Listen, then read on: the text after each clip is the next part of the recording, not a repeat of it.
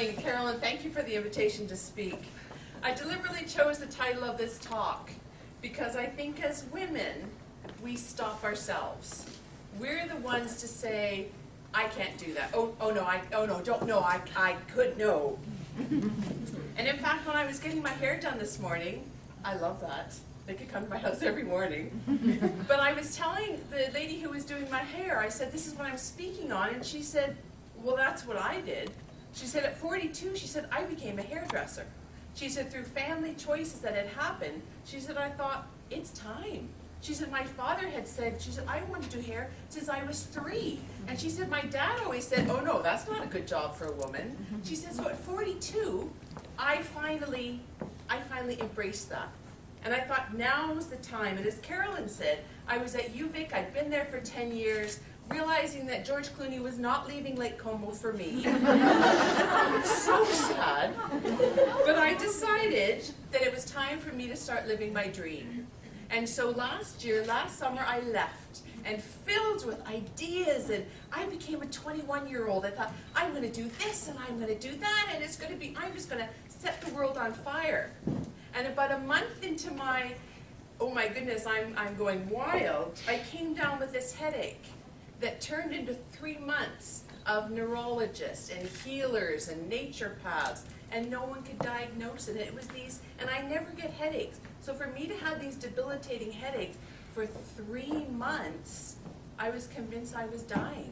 In fact, when I went for the MRI, and I went back to my doctor, he said, it's clear. I said, they've missed something. Can we go back in there and, you know, slide into that thermos light thing?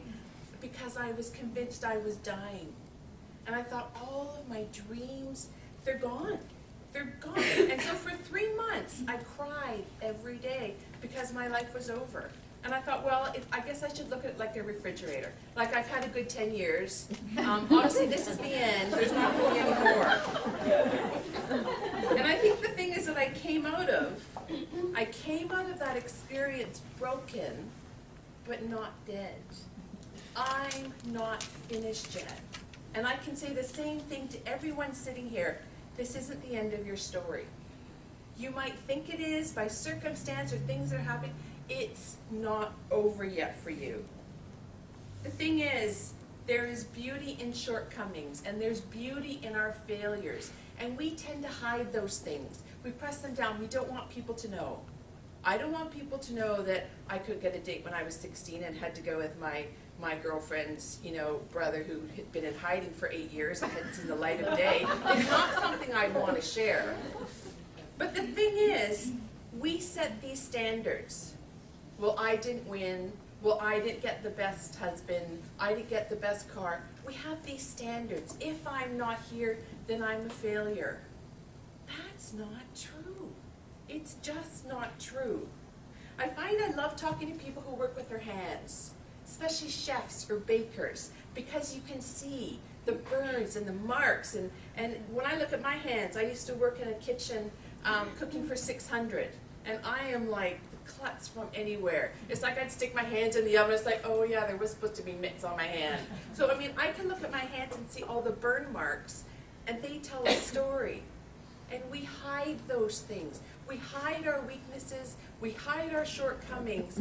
But that's what makes us strong. When you go for dinner, you go for lunch, do you say, could you have the chef come out? I'd like to look at his hands. I'd like to see all the bruises, the cuts, the nicks. Could I just see those? We just want the end result. I just want my meal. It's the same for you. Don't cut yourself down short and think, well, I'm not perfect, so I can't do it. I love what you shared, this thing. If you knit, you can do it. My sister and I started 10 years ago making soap because we didn't think that a bar of soap should cost $12. And so we started making soap, and from there it grew. And some people come to the market and they're, you know, I'm at Moss Street Market on Saturdays, and sometimes people are very kind of condescending, like, has it come to this? Didn't you used to work at UVic?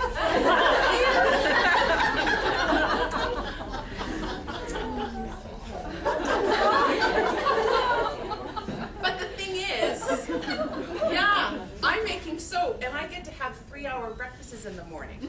And I get to explore, and I get to write, and I get to travel, and I get to meet people.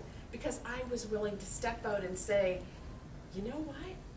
Even when I had my 3 months of misery, there was still a little germ that stayed alive. And it's like the pilot light, that it just didn't go out. We stop ourselves from moving forward.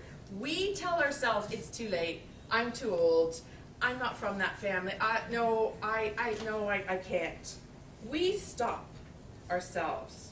And you might say, well, I don't have a dream. Quick experiment.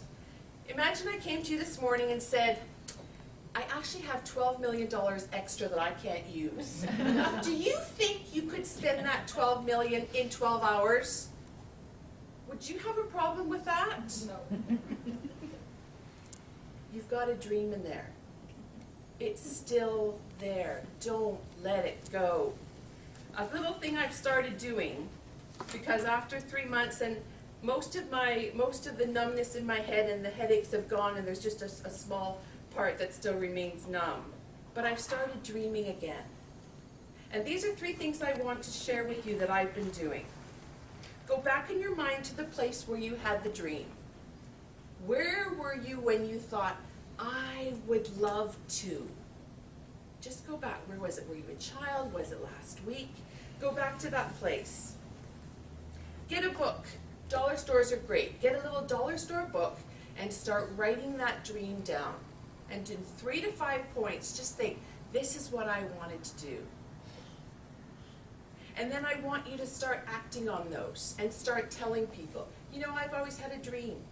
I've always wanted to, and just start telling people. And then start taking baby steps in that direction. Halfway in, you may think, you know what, this wasn't really what I wanted. I'm going to change and go another direction.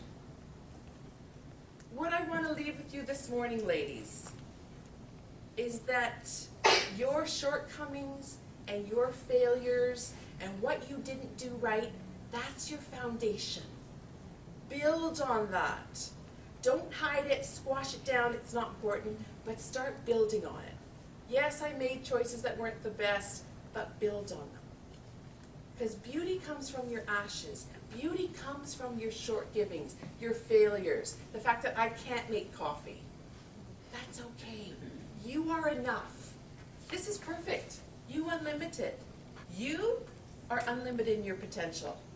You can go anywhere you want. The only thing that's going to stop you is you.